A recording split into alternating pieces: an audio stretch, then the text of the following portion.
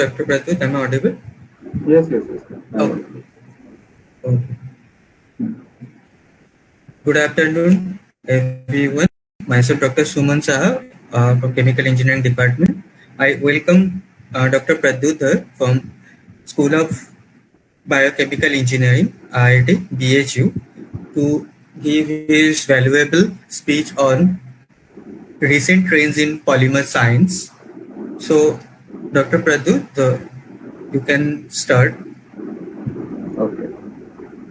So thank you, Dr. Suman. So Yes, uh, welcome. good afternoon, everyone. So today I will be talking on the topic on the recent trends in the polymer science. So we have mostly people from the chemical engineering background, Yes, right? yes, yes, We have yes. BTech students, which here. BTech here, third year students, yeah, means third year students has joined here over here. And also all the faculties from chemical engineering department they have joined. Okay. That's good. So, mhm, okay. So I'm sure everyone knows about what are the polymers. So in today's so start talk mostly on what are the recent trends in the polymer science. So it's itself a very vast area. So we'll just focus very basic on first we will look into what are the polymers, okay, and we'll look into what are the applications of the different polymers that has been there. So and we'll look into that what are the advantage, disadvantage of the polymers because most of the polymers that are there they are derived from the petrochemical based polymers. But we know that there is some limitations in the case of the petrochemical polymers, and there is a new research going on in the development of the biodegradable polymers. And our government also is trying to push more towards development or utilization of sustainable polymers or biodegradable polymers. So we'll look into what are the recent advancement into those. Okay, and we'll start with what are the very basic fundamentals of the polymers. So we know that polymers are like they're made of the monomeric unit. So we have a very small chemical unit, and that has been repeated several large number of molecules. So we have these very small molecules, and we make them into a large number of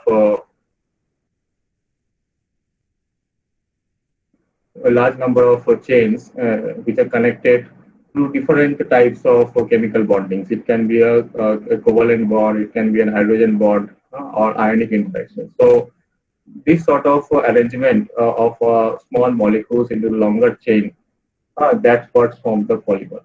Okay, and depending upon the arrangement of the chains of this in the polymer molecules, it can be classified into like different forms. Okay. So polymers are nothing but a repeat unit of this single chemical unit. So for example, if you see the some of the daily used polymers like the polyethylene. Okay, polyethylene is made up of the monomeric units is the CH2. So we have a long chain of these small molecules CH2, which forms this polyethylene. Okay, and how this arrangement of these CH2 molecules are carried out. So accordingly, it can be classified into different types of the polyethylene, for example. So similarly, we have the PVC in which we have this H hydrogen group replaced with the chlorine. So that's why it's called polyvinyl chloride. And similarly, we have the polypropylene in which the one of the hydrogen in the polyethylene is replaced with this methyl group, which is the polypropylene. So it is a very interesting topic of area how this very simple change in the chemical functionalities actually changes the properties. If you see the strength, if you see the mechanical properties, and the other chemical properties of polymer, by simply changing this very small fraction unit, you can tune the melting point, the mechanical strength, the tensile strength of the polymers significantly. So we'll see that what are the general structural and the chemical characteristics of a polymer molecules. Okay, and then we will see what are some of the common polymeric materials that are there and how this very basic change in this chemical moiety actually changes the property. And then we'll see the biopolymers or the biodegradable polymers, what are they and for what applications they can be used. So please stop me in between if you have any questions or anything. So, Okay, all right. okay. So we'll start with what are the general and structural and chemical characteristics of the polymer molecules. Okay, so let's look into that. Like we've talked about that we have a single, uh, for example, we have these single monomeric units. We told that they are actually connected in to form a chain. Okay. Now, if we have, for example, so generally in the case of the polymers, it can be a that it can be made of a single unit which is connected. So it is made up of most of them is monomeric units. Okay, but there can be a copolymer. Copolymer means that you have two different types of these monomeric units. Okay, that can be arranged along the chain. Okay, and that arrangement can either be like randomly it can be arranged. And in that case, if suppose you have this red and black color two monomeric units which can be represented as A and B. Okay, if they are randomly arranged, so they are called random copolymers. Okay, now sometimes in the case of most of the polymers, like we have a alternating arrangement, like A and B are alternately arranged in the pattern. So in this case, it is called alternating copolymers. Sometimes it is called block polymers. Like in that case, what happens? The large blocks of single units. Suppose you have this red color balls or red color monomeric units. So large blocks of particular segments are actually attached. Okay, so sometimes it is like we have, so when you have this type of more than one chemical unit, okay, attached in a very small polymeric chain or very small, to make a very small chain, they are actually called oligomers. Okay, so if you have, suppose CH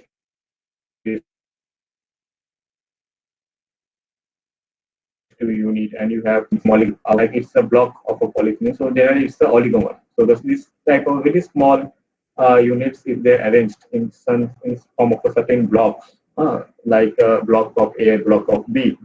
So those are called the block profile.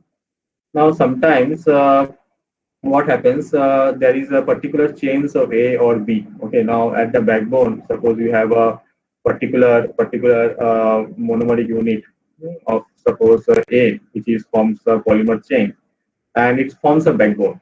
Okay, and at particular intersections, there is a other chain of B that is originating or that is connecting to this backbone of polymer A.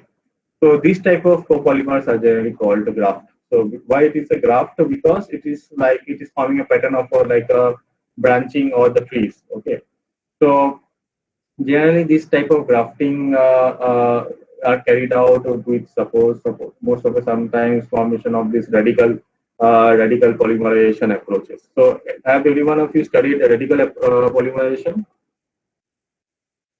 I'm asking especially the students. So they know what is this radical polymerization? Yes, Jay, Saina, are you there? Yes, sir. We are here. Radical polymerization, those we have already studied. Sair is Okay. asking about. Yes, sir. We have studied this free radical polymerization. Okay, okay. So you have studied the free radical polymerization. Have you studied the ATRP? Just a Okay, minute, okay. sir. Just a minute.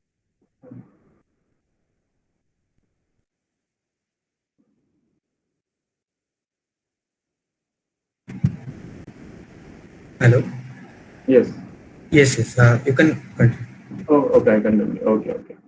So when you have this type of like free radical or ATRP polymerizations, so generally those polymerization, if you see, they are very fast. Okay, they are very fast and spontaneous. So generally, those type of polymerization approaches generally leads to the formation of type of graft or branching architectures. In whenever you have suppose two monomer units and you have added some radical initiators, and you are doing some free radical polymerization. So they are very fast polymerization.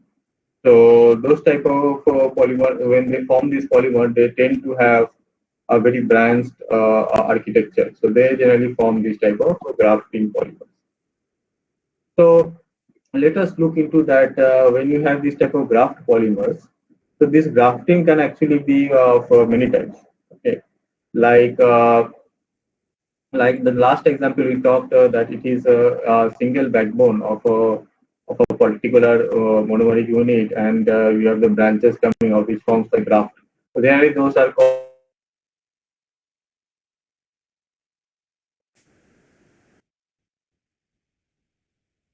branched, but it can be a particular, suppose a monomeric unit. Like here we have a particular polymer of A, and if you have suppose a particular polymer of B, A, B, and they're interlinked, these chains are actually interlinked in between, so they are called the cross-link.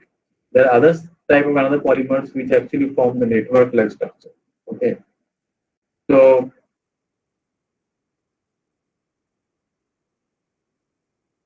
depending on the type of grafting, they can be classified like you have a network type polymer. So this type of arrangement. So suppose you start with a linear polymer and you end up with a branched cross-linked or a network polymer. So they are actually going to change the properties of the final product you are going to make using that particular polymer. And if you see the physical characteristic of a particular polymer, they depend upon the structure of the molecular chain. So structure means that how this polymer chain is arranged. Either it is forming, for example, an alternating one, a random one, or block one, or also it depends upon the weight, like weight of what, like the molecular weight. So can anyone tell that? So have you studied what is the molecular weight of the polymer?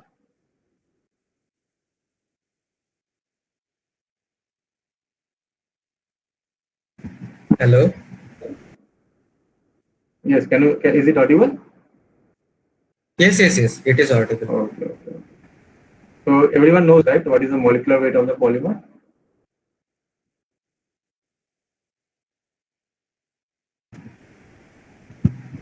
Hello, Yeah. students. Anyone has idea about molecular weight of polymer?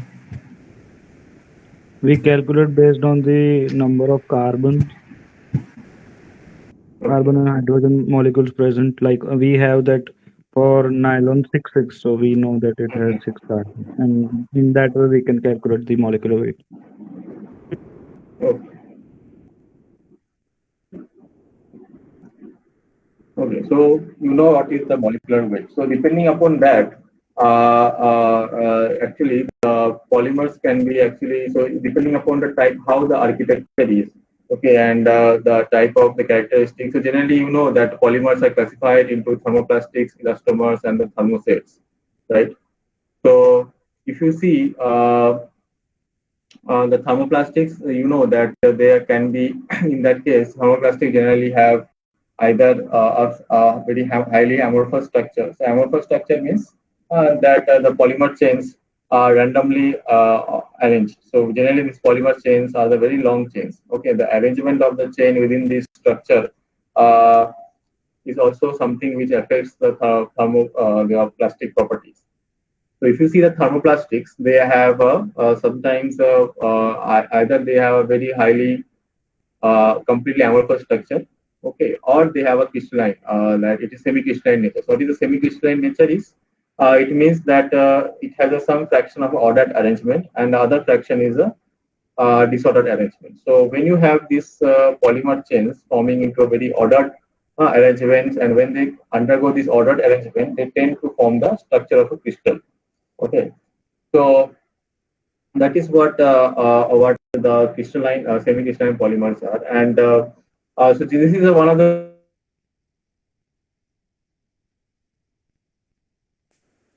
importance. So they tend to actually change the characteristics of the properties of the material of the, for example, the polymers that we are using. So when you have this crystal order arrangement of these polymers, they tend to form a structure which is very spherical shape. Okay, so they tend to form a structure which is called the spherulites. Okay, so do you know what are the spherulites? Anyone? Have you studied what is a spherulite?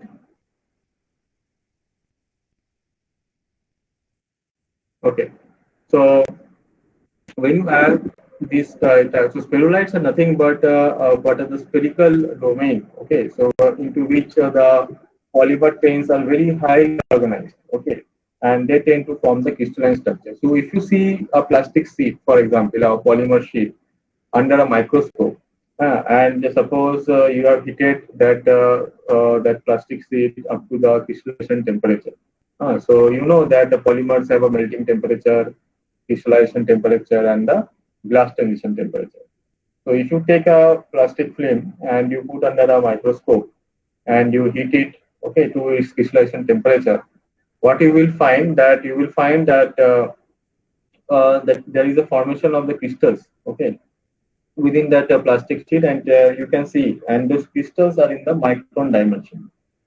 They are generally spherical shaped, okay, and they have a micrometer dimensions in it. Okay, so how much these crystals are there within a plastic, okay, within a polymer, is actually something is going to affect, for example, the properties of the polymer. So I am sure that you must have studied what is a thermoplastic, elastomer, and thermoset. So I will not repeat it again, but just a brief highlight, like thermoplastics, there are some plastics which can be made upon the application of heat, and they can be again processed if you are cooling it. So by heating and cooling the polymers, yeah, you can actually reprocess them. Okay, so that's what the thermoplastics are. And what are the elastomers? So elastomers, so generally thermoplastics are generally like we have studied, we saw in the last slide that they are basically linear polymers or mostly copolymers or block polymers. But there are another polymers which is called elastomers. And the elastomers are basically what they are cross-linked double polymers. Okay, that can be stretched easily to the very high extensions. Okay. So generally, we have seen what are the elastomer, what is this cross-linked rubbery. So we have seen in the last slide that if you have many different chains of the polymer and you introduce that cross linkages between the different chains of the polymer, okay, that so we are actually making a cross-linked structure. So when you have this type of cross-linked structure between this polymer chain, what happens? If you stretch, suppose you have a rubber, right? You know that rubber, if you stretch, it is going to elongate. So why the rubber is elastic in so highly elastic and so highly stretchable?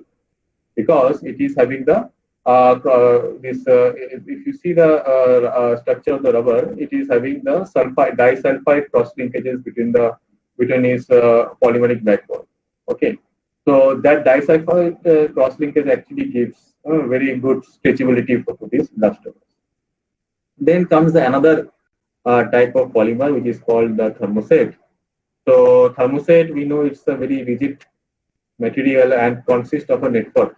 Okay, so here we have this type of network arrangement in the polymer structure, and in which because of this network arrangement, the movement of the chain motion of this polymer actually is restricted. So when you are hitting this thermoset, what happens? It undergoes a complete degradation. Okay, so these are the very three basic classification of thermoplastics, elastomers, and thermoset, and you can see that how this very simple change. So you have, if you have, for example, the network like structure, so you are going to have the thermoset like property. If it is a cross length, okay, so you are going to have the elastomeric properties. Okay, and if you have linear or suppose it's branched, then you generally tend to have so linear plastics or polymers are mostly are the thermoplastics that is we generally find. So you can see how the very simple change in the molecular structure, how these the chains are arranged and what are the how they are linked or cross-linked within them. So they are tend to change the classified into cheaper polymers, like either it is thermoplastics, elastomers, or the thermosets. So next we will move into that what are the very common polymeric materials that are there, and how what are they how they are what are the application of them. Okay, so actually if you see this polymers, so polymers is nothing nothing it's very new. Actually it is being used from very ancient ages. So one of the some of the polymers, like if you see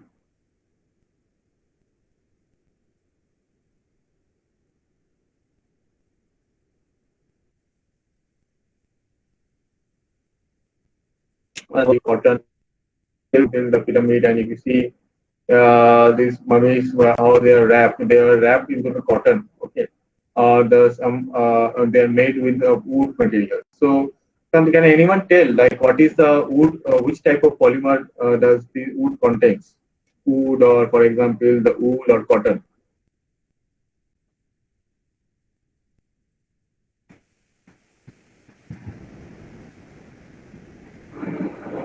Hello.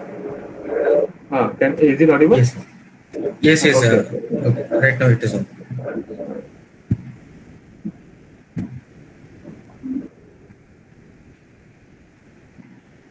Crosslink. Like if you have wood or cotton, then what is there? What is chemically wood or cotton is? Do you know? In the cotton, Like, are you asking about the structure? not material. Material. What is the chemically? If you have if I give you a cotton, or if I give you like a A4 sheet of Hydrocarbons. Hydrocarbon. This is the so basic building block is the cellulose. Okay. cellulose acid. Cellulose. Cellulose. Okay. So if you see a wood, if you see a plant, if you see a tree, what if you see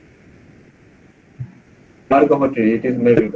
So these are cellulose, wood, cotton, wool. They are basically fundamentally they are made of cellulose. Okay, then we have the leather, right? So leather is made of a molecule called keratin. So keratin is something which is present in the leather, and similarly silk. Silk is nothing but it's made of the different proteins. Okay, so you have the mostly it's made of the protein called alanine. So that protein is present in the silk. So like this, if you see, these are the some of the materials that are highly have been used from ancient times, and these are some of the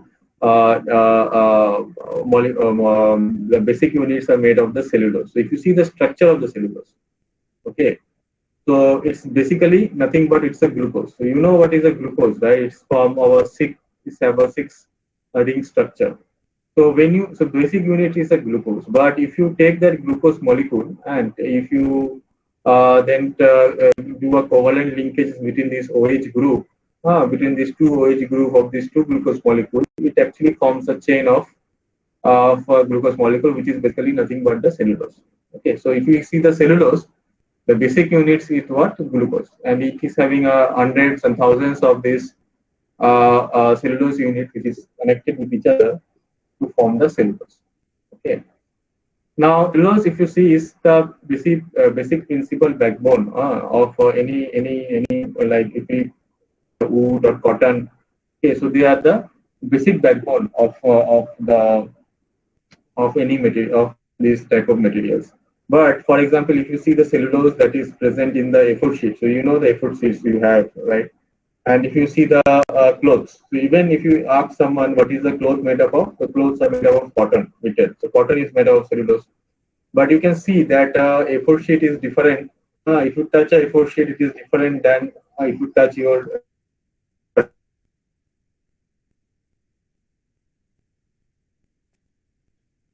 okay. So anyone like have you ever thought of like if cotton is also a cellulose and the cotton is used to make the clothes, then what is the basic difference in the two? Anyone?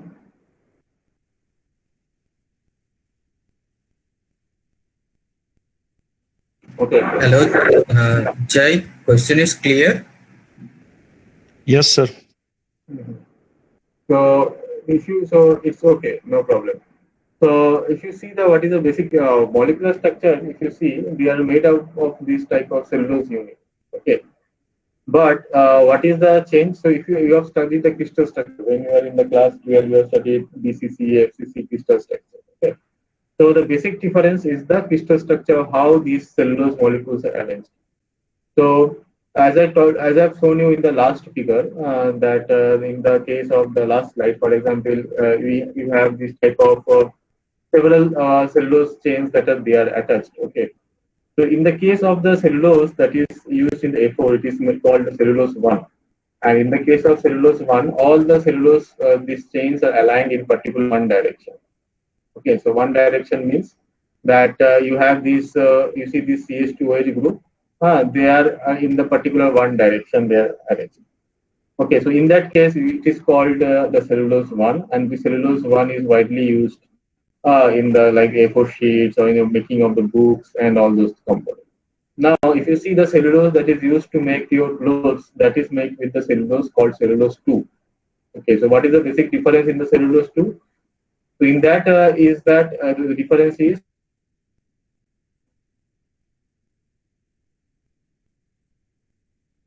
you have switch and there. If this type of alternate arrangements are there, it is called the cellulose 2. And generally, if you see the cellulose that is made in the textiles, that you in the clothes, they are generally cellulose 2 molecules.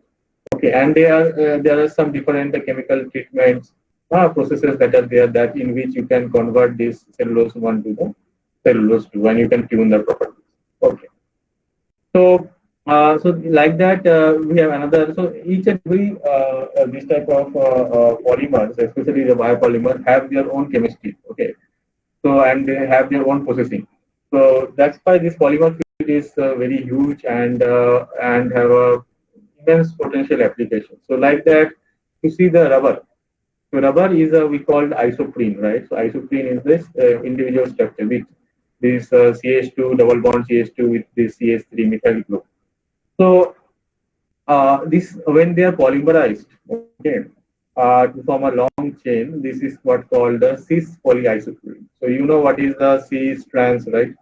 So you must have studied in your class 12 the chemistry. So depending upon the where these CH3 moieties are present. So all if all these CH3 moieties are in the particular one side of the chain, it may be called cis. If it is having this alternating arrangement, it can be called a trans. So both cis and trans rubbers, or the trans isoprene, they tend to have a different type of characteristics in terms of making and so on.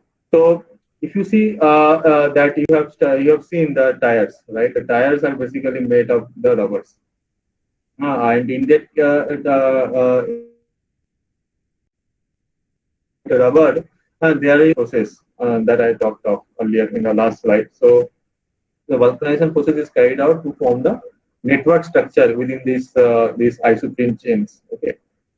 So and you have seen that there are different types of tires. So one of the company called Goodyear tire, right? So this is a very famous company because Charles Goodyear was the first person who have discovered this vulcanization process in the rubber, and he was the one who developed this Goodyear company and commercialized the first tires, which were nothing but the vulcanized rubber.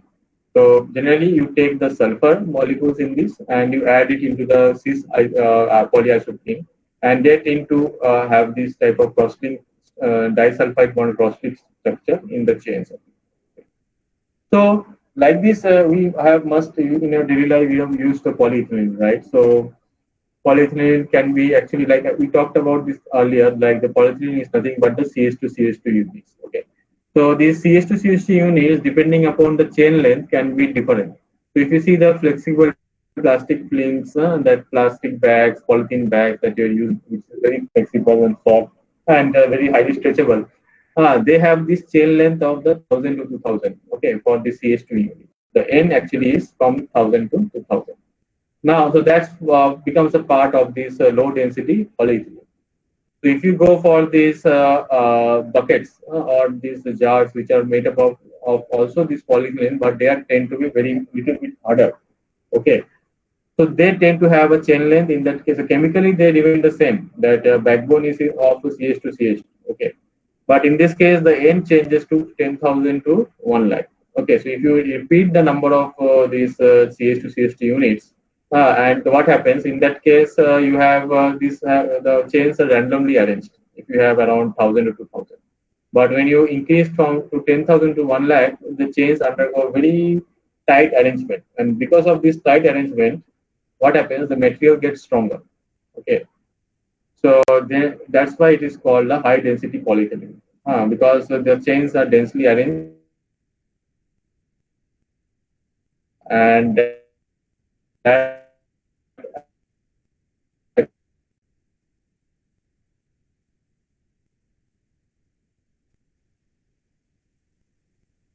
on the third pillar with polyethylene. Okay, so and they are used to make, for example, very high tough materials for like the military application, the helmets. Okay, the gears. So these helmets and the gears, or the joint replacement, the hip joint replacement that are there, right? So they are under continuous stress or mechanical stress or mechanical forces. Okay, the helmets are under the impact, a very high force impact can be there on the helmet. So these materials are very tough materials. Okay, and they can able to withstand these very high amount of force.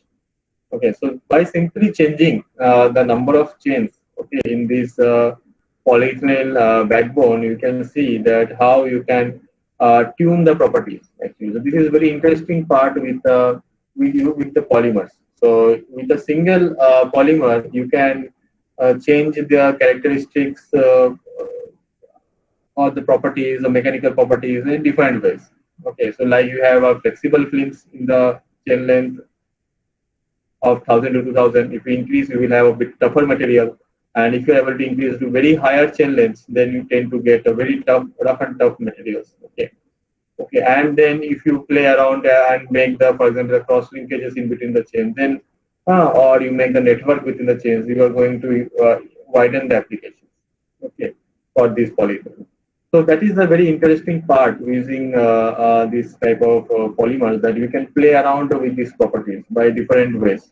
You just think of chemical changes you want to bring in the polymers. You can do that, and you can tune the properties using the same polymer. Similarly, you have the Kevlar. So if you see the jackets, the bulletproof jackets, so they are made with the polymers actually. So and that polymer is called the Kevlar. So what is a Kevlar? So if you see the molecular formula, Kevlar is nothing but it is a like it is 1,4-phenylenediamine diamine. So it is nothing but that it consists of this benzene ring, okay, which is covalently linked with the amide linkage. So amide linkage is there is a carboxyl group and there is an amine group. Okay, so we have amide linkages between the benzene rings. So this is one of the covalent linkages that are there. Okay, and what you can see that there is NH and there is a nascent oxygen present. So this NH and oxygen, when they arranged in a linear chain, so this NH and oxygen, they tend to form the hydrogen bond. Okay, so because of this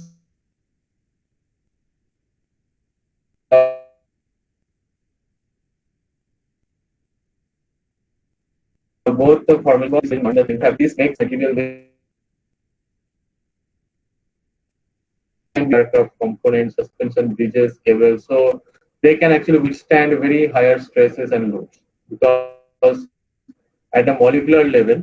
So, like in the last polyethylene, there is no molecular interactions within the chains. Okay, so there is only the covalent linkages between the CH to CH2 molecules. But when you introduce this type of hydrogen bonding or ionic interaction between these covalently linked polymeric chains, you tend to increase the strength and the other properties.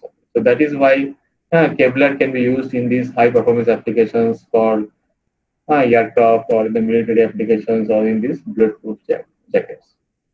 So like this, hello, are you changing the slide or something is happening? Yes, it is not visible. Actually, right now slide is not changing. At what slide it is showing? Now means it has just changed. Means you have just changed the slide from 12 to 17. 12 to 17. Okay. Yes. After 12, it was not changing. So you have not seen this slide? No. Oh, all right. Okay. So anyway, I was no, maybe due to the network issue. I think so. Okay. Yes. Okay. So maybe it is very confusing. Anyway. Yes. So I was talking of this LDP, the chain length. So maybe I will make the slides like this and Okay. So I was talking about this LDP, which is this low density polyethylene. Like you have very flexible this type of films which are used in the packagings, right? In that case, you have the chain length of 1000 to 2000, and you have this random arrangement of this polyethylene chains. Okay, and if you go, for example, if you increase the chain length like from 10,000 to 1 lakh, what happens? You generally tend to have the longer polyethylene chains, and they are arranged in a very ordered arrangements. Okay, and you tend to get the polyethylene material which is comparatively tougher, like you can make it making the buckets or other tough material. So now, for example, you increase the chain length to 2 to 6 million. Okay, so what you are doing is you are using increasing the number of chains, and as you increase the number of chains, as I talked in earlier slides, like you tend to increase the mechanical properties and the other properties of the material. So you can see, and you can use it for helmets, gears, and so on. So you can see that by simply changing the number of planes or the blocks that are there in this backbone of the polyethylene, you can actually tune the properties from the flexible frames to the tough materials to make the different components to the very highly tough materials like helmets, gears, and the joints. Okay, so this is what the overall message was. Like given a polymer to you, you can use it for different application by just simply changing the.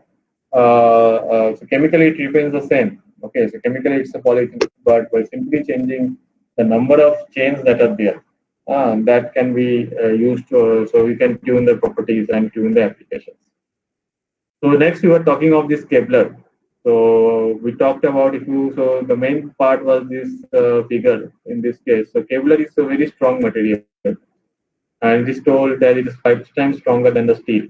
Okay, and it is used, for example, in the bulletproof jackets and like the aircraft components, suspension beads, cables, and so on. So what is the difference? Why this Kevlar is very tough? So Kevlar, if you see the backbone, they are made with these benzene rings, which covalently linked with this amide bond. Okay, so you have this NH and this carboxyl group that is present on this benzene ring. So they tend to form the amide bond, and they tend to lead to the covalent linkages, and it forms a chain. But if you see the different chains that are there, in between the chain of this Kevlar structure, there is because of this oxygen and hydrogen present on the nitrogen, so there is a formation of the hydrogen bond in between these benzene structures. So along with this formation of the covalent bond, okay, there is a formation of this type of hydrogen bond that is here. So because of presence of these two type of linkages, they tend to have the very high, strong, very strong strength. Okay, and they can withstand like the impact, for example, the impact force of the bullets and so on. So that is why they can be used for the making the jackets, the bulletproof jackets always. So like this, there are different types of polymers. I would not go into the detail, but I would like to highlight, like if you see, for example, the space mission that was carried out, like the first space mission in which the Neil Armstrong went to the moon in the July 1969. So if you see, for example, the basic uh, the suit they have used, like they have used in the Apollo A7 L space suit. So what are the basic plastic-based components?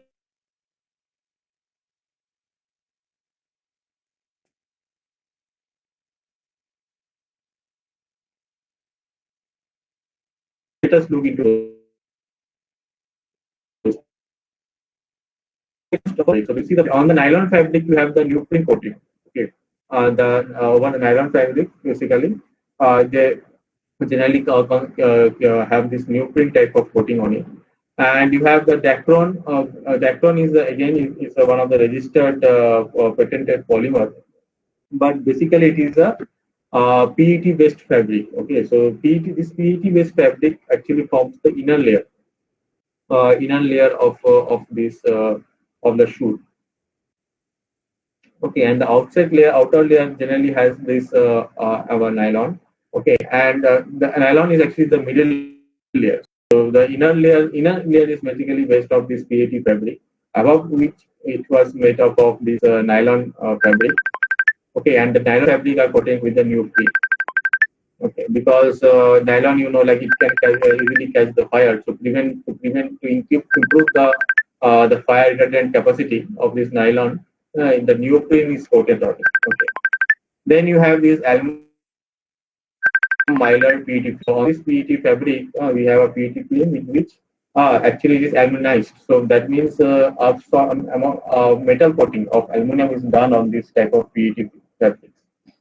Then after that we have this Kapton film. Okay, so this Kapton film probably you might not know, but this Kapton film are the films. So if you see the X-ray, and if you have ever done the X-ray of your bone or any other part, so and you have, for example, placed. So in that actually, if you have kept attention on that, the Kapton film is used actually. So that actually films prevent in the space what happens. So there is a very high intense UV rays. Okay, or other types of rays are there. So to prevent prevent the transmission of those type of rays through this through the body shoot of the space body shoot, you have this Kapton that is nothing but polyimide film.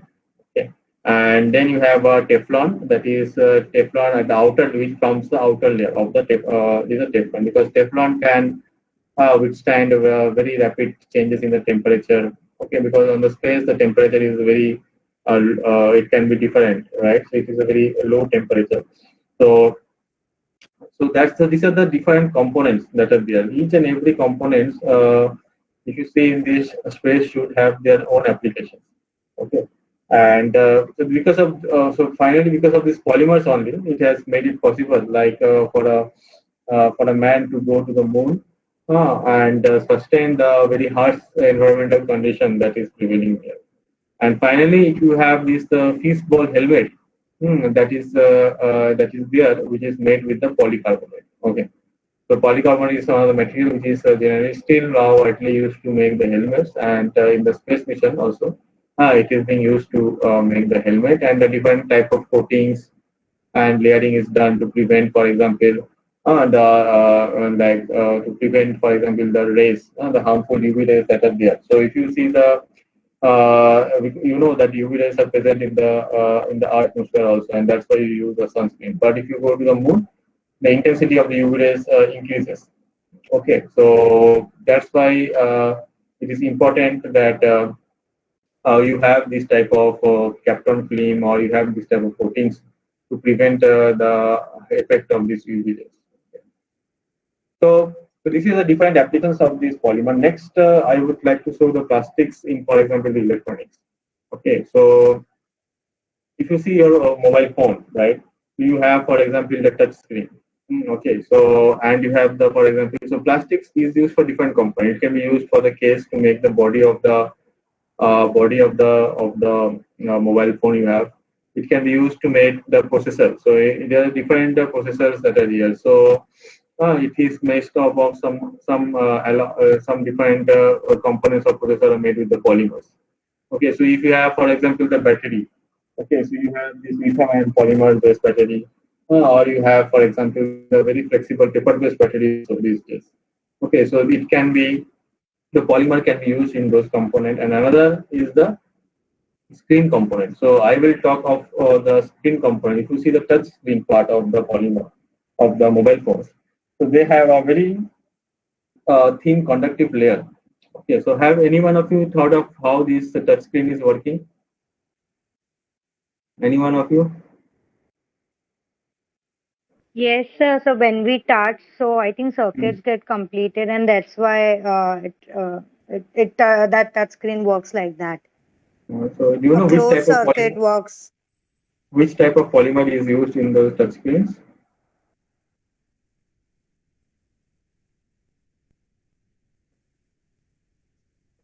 Anyone? Do you know which type of polymer is used?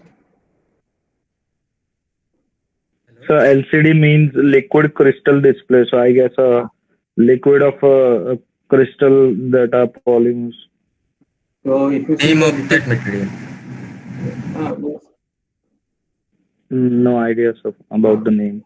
Okay, no problem. So if you see the liquid crystal display, so actually there's no liquid in that. So it is basically Soft, very. So if you see the liquid crystals, so liquid crystals are basically, if you see the BCP, like there's a benzene chlorine phenol structure. Okay, so it's nothing but a polymer made up of a long chain of benzenes, which are actually very highly arranged in a particular ordered structure. Okay, so so those are the liquid crystal displays, means those polymers actually forms some type of a jelly-like crystal-like structure. So if you touch the screen, if you touch your laptop screen or the any LCD, you can see that when you touch it, there is along the at the place of touch, there is, you can see there is some waves outside periphery where you touch it, and there is change in the color. That is because it is made up with some sort of jelly-like substance, which is the liquid crystals.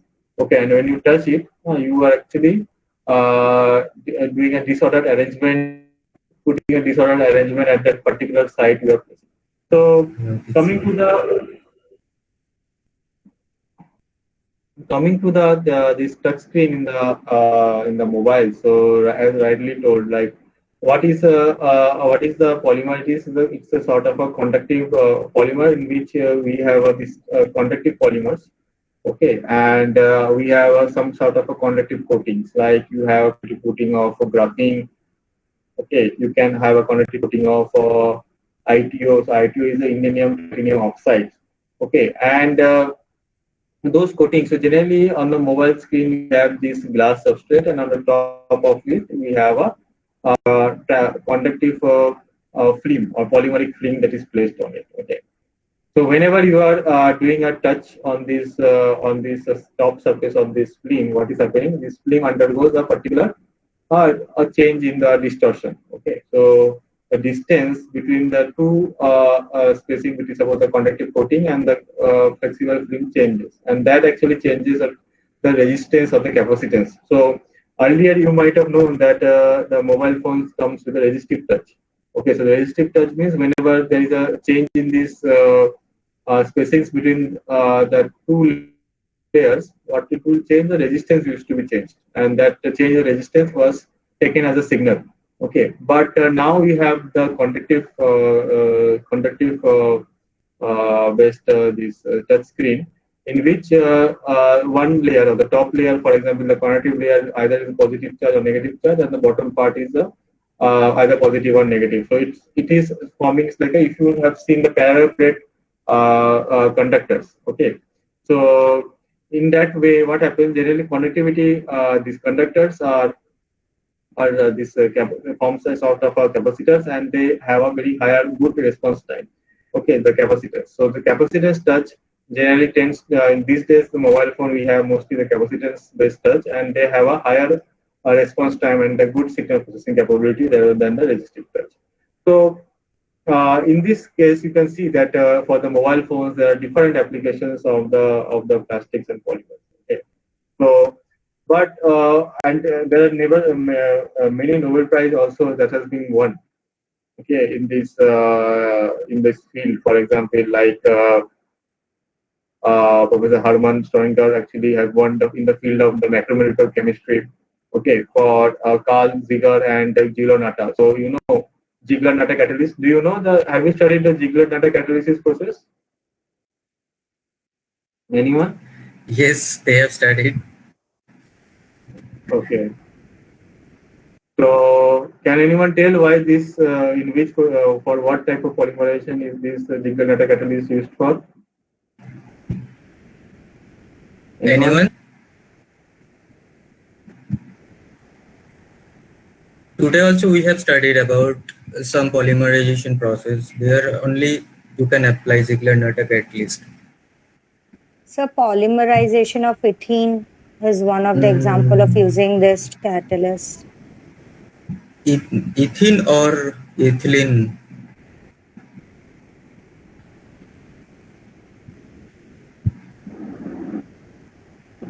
Something high density, low density, something was there, no?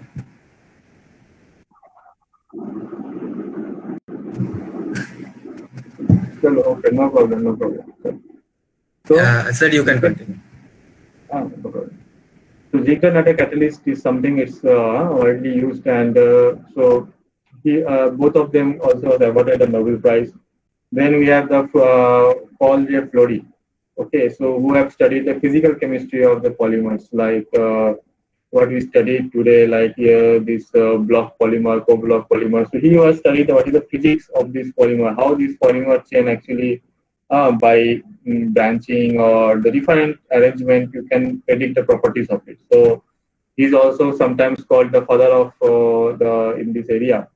And Flory is actually very famous. You should also study, if you are studying the polymer, then you should study the book written by him, the Paul J. Flory.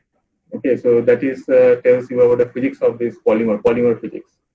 Then we have PGG Jains, who have created a repetition model of polymer dynamics. So, okay, and predict polymer properties and viscosity. So, you, as I told, like if you have what type of branching or networking is there, that is going to change the polymer property and the viscosity. So he was someone who have studied this. Then we have talked about conductive polymers, right? And like we talked about these IPO coated plastics and conductive polymers. So that has been discovered by Alan Dermit and Sirakawa. The year 2000, and from that, conductive polymers are used in like the solar cells, in the fuel cells, in development of capacitors, supercapacitors, in the mobiles, in the laptops, and so many applications have been there for this. In the LEDs, okay, so these days LEDs, white LED, blue LED, they are also made up with the polymeric component.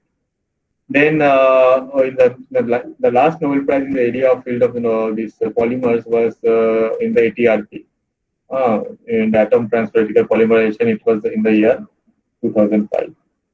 So yeah, Dr. Suman, we have a time Yes. for Yes. Yes. We have 10 minutes. 10 minutes. Okay. Yes. Okay. So till now, we have whatever we have studied is all the petroleum-based polymers. Okay, but what is actually happening with Yes. the polymer is that at the end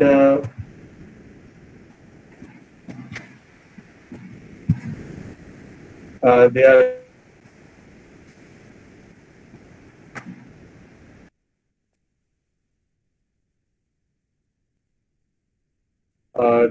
we are not able to degrade. So if you see any material, every material is degradable, but the time frame of degradation is something that is a major issue for us. If you see a plastic grocery bag, it will take 10 to 20 years to degrade. If you see a PET bottle, it will for 50 years. If you have these plastic beverage holders, around 400 years. Then nylon is used to make the fishing line. It will take 600 years. So what is happening? Whatever the plastics that we are developing, they are going to the sea and the oceans, and you must have studied about the pollution you get in the microplastics and so on. So at the end, the problem with these petrochemicals are that they are non-degradable. So how do we solve that? One way to solve is to develop a degradable polymers. Okay, and the polymers we will polymers that are there, okay, and how they can be used to use for different applications. So as I talked about, like there are some sort of a natural polymers like the cellulose, the starch, the lignin. So if you see a plant, if you see a tree, if you see the tree, see the bark of a tree, we told that it is made mostly of the cellulose, but it has other components like it has hemicellulose, which is another one of the polymer. It has lignin. So lignin is also one of the polymers. If you see the wood, wood is cellulose. Like you can see the A4 sheets. The cellulose is completely white. A4 sheets are made with the pure cellulose, and cottons are with the pure cellulose. So they are white in color. But if you see the bark of the tree, it is a brownish in nature, right? From dark brown to the reddish brown to the light brown, but they are in brownish in nature. So why this brownish color comes from? So it is coming from another polymer that is present in the plants. So that is the lignin. Okay. So the lignin, so cellulose is present. Along with it, there are other polymers like the hemicellulose and the lignin. So these are the biopolymers which are either present in the plants, for example. Okay, or they can be present in the animals also. So there are some polymers like gelatin, chitosan, collagen. Okay, so if you see the seashells, the fish, the scale of the fish, or this like type of materials, they are also made with the polymers. So we can one way is to that we can extract these polymers from the natural resources, okay, and use them because they are environmentally friendly and sustainable. And there are other type of synthetic polymers which are actually degradable. So synthetic polymers like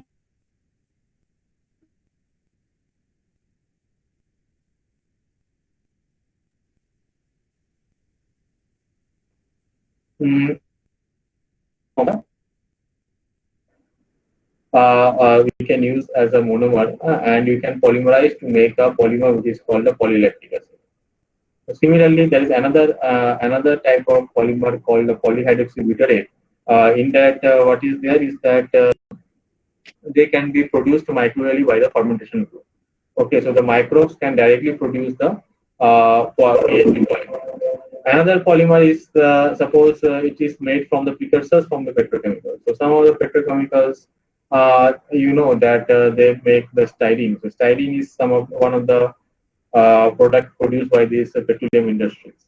So we use that styrene and you make, for example, the polybutylene styrene. So that's from the PBS. Caprolactam is also one of the polymers that are produced by the petrochemicals, and we polymerize the caprolactam to make the PCl. So what is the interesting part is that the PBS and the PCl, which is made from these monomeric units, which we obtain from the petrochemical industry, these polymers, all these polymers are actually biodegradable in nature. Okay, so what does now biodegradable means? They can be degraded. Okay, so but what is the biodegradable thing is there? Okay, so if you see the definition of a polymer, which is the biodegradable, that means that like we have talked about in earlier slide, every material is degradable, but the time frame here it is 450 years, 600 years, or 400 years. But in this case, whatever the polymer you have taken, so they should be degrading within a time frame of 180 days. But 180 days under what condition? The composting condition. You can see it is in composting. So what is a composting condition? Composting condition means a condition in which you have a bacterial culture. Suppose you have the soil, in that you have the microbes or the bacteria, and these bacteria actually eat these polymers and they degrade into the monomeric units. And what are the monomeric units they should degrade? They should degrade into CO2 and the water. So if anyone asks that what is the biodegradable polymer, so the first main thing is that it should be able to degrade within time frame of 180 days. Under the composting condition means under the conditions in which we have a microbial environment, we have the soil, we have the adequate pH, and then it will degrade to this CO2 or the water. So this is what the definition of these biodegradable polymers are, and these biodegradable polymers have been used for different applications. So like you take it, for example, the natural based polymers, biodegradable polymers, we have the cellulose. Okay, from the fish cells, we have this chitin or chitosan. Suppose from the potatoes, you have another polymer called amylose, which is nothing but a starch. And from the trees, like I talked about the bark, this stem of the trees or the barks, we have this lignin. So all these type of polymers have been used for different applications, making different composites and so. And one of the applications that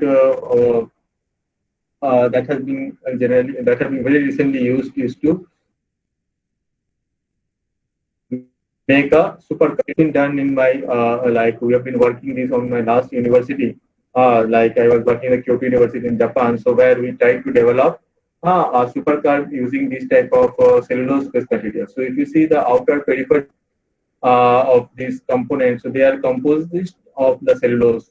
Okay, and each and every component of this car are actually biodegradable. So this is the outer structure, and you have this inner structure where these inner components are made with the composites of the wood. So wood generally is a very, is a heavy material, but you can process it and you can develop into very lightweight and structures using the cellulose.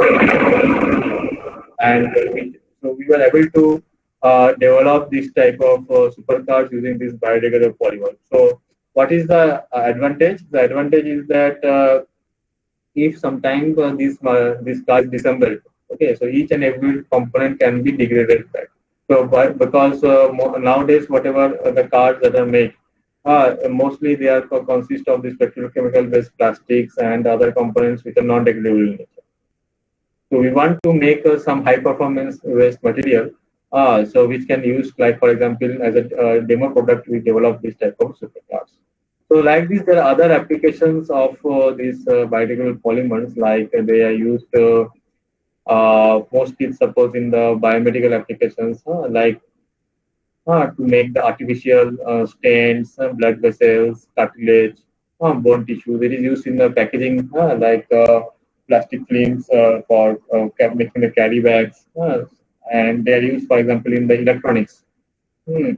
So, like I talked about these components of the mobile phones and this. So, nowadays the companies are getting motivated and making using these biodegradable polymers for different components. Then you have, for example, the lithium-based metal batteries. So we have also worked on paper-based lithium batteries, so flexible batteries. Okay, so you can see that the size or the thickness of the mobile phones are getting slimmer and slimmer. So that is because the earlier we used to have the lithium-ion based batteries, which are very thicker in nature. But now with the advancement of this flexible lithium-ion based flexible batteries using the conducting polymers, and so you tend to get very thin batteries. Okay, so that's why these mobile phone sizes are getting slimmer and slimmer. And biopolymers, like for example the cellulose or chitin, are also are in the process of being used in this type of components of these mobile phones. Then we have the lignin.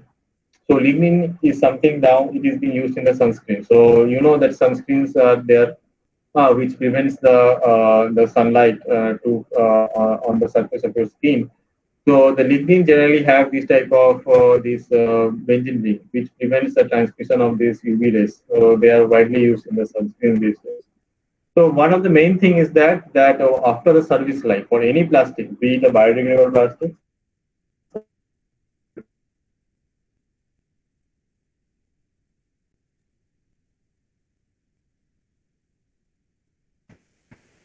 Hello? what? Yeah. So it is the time. Huh? No, no, no. Actually, your voice was breaking. Oh, now it is clear. Yes. Now it is clear. So in the case of this type of petroleum-based plastics, they tend to be non-degradable and they tend to end up in landfill and so on. So, but in the case of these biodegradable plastics, so whenever you have this plastic being processed in a reactor system and in the industries, you are developing, for example, the bottles and the packagings.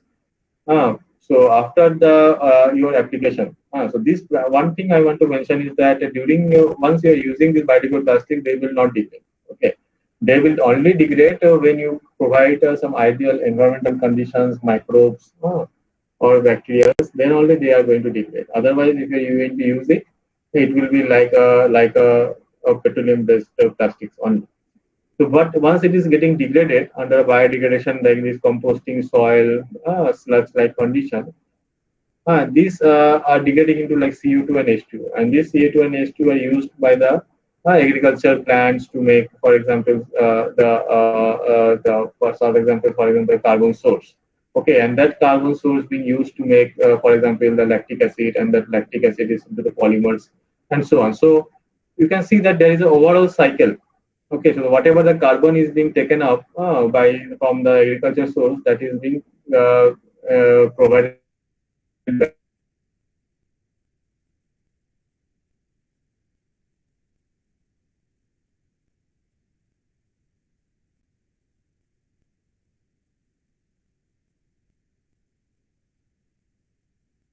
at crude oil. They cannot be released back into the environment. So like this, when you are having the different biodegradable polymers, after the service life, we need to find out that what is the level of toxicity. So First, there are three tiers. So first tier is like at different temperatures you break this type of polymers. Okay, and then you carry out the biodegradation, and then we see that whatever the products or the biodegradable products that are produced, that either they are having some aqua toxicity or they are having some environmental toxicity also. So there are actually different stages under which it is being tested, like what are the level of toxicity after the service life, and depending upon that, it is being classified. So generally, in the case of the biodegradable polymers, it is found that they are degraded into this CO2 or the CH4 units or the methane gases. And if they have some undegraded component, which is residues which are into this, which are left back into the land and the soil, they should be non-toxic in nature. So that is how the sustainability and the biodegradability is defined. So finally, coming to the conclusion, so one thing I would like to take ask everyone to take away from this talk is like it is very important for us to now to replace the utilization of these petroleum-based plastics with the biodegradable one. Even if you are using the plastics that you are in the everyday life, you should try to reuse the plastics as much as possible and prevent the use of the new plastics. Okay, so that is very important that we tend to change our lifestyle. Okay, but there are many questions that remains. That how do we live without plastics in our daily life? Is it possible to live with the plastic? Use, for example, the bags which made of cellulose or the jute, for example. So they are more sustainable in nature.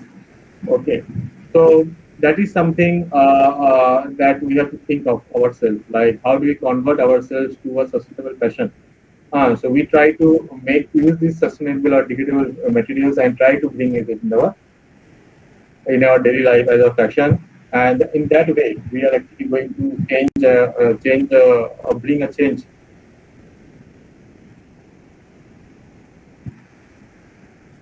To the environment. Environment is going to affect in some way or other.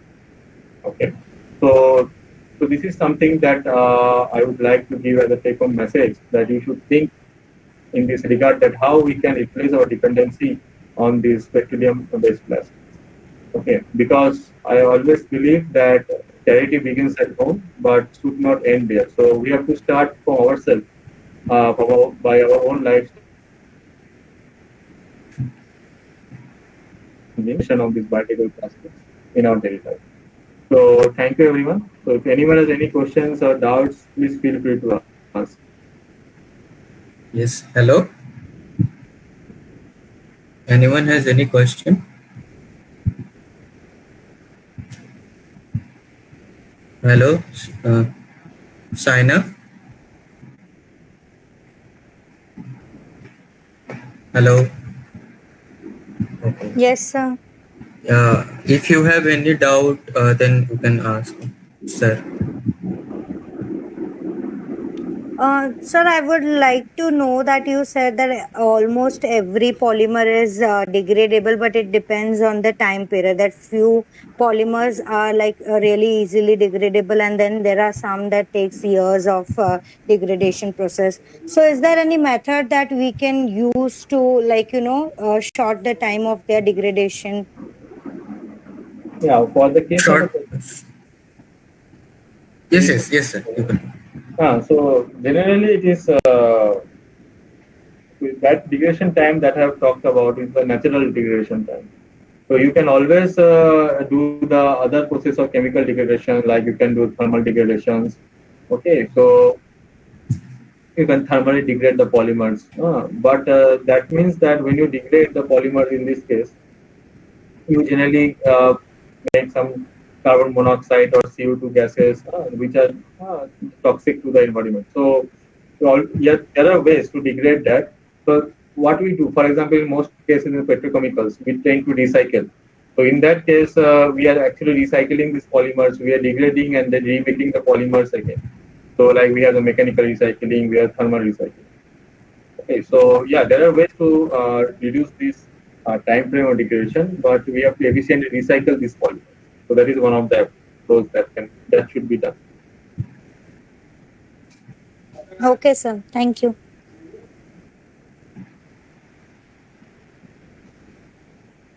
Anyone? Okay. Thank you very much, sir.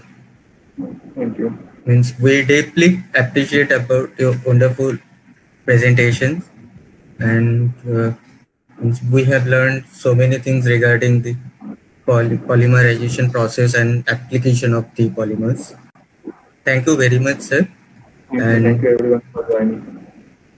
and okay, from our entire department, again thank you. Thank to you. Thank you. And means like anyone has a question about the polymerization process or all right. Okay. Okay. Thank you so much. Thank you. Thank you. Thank you.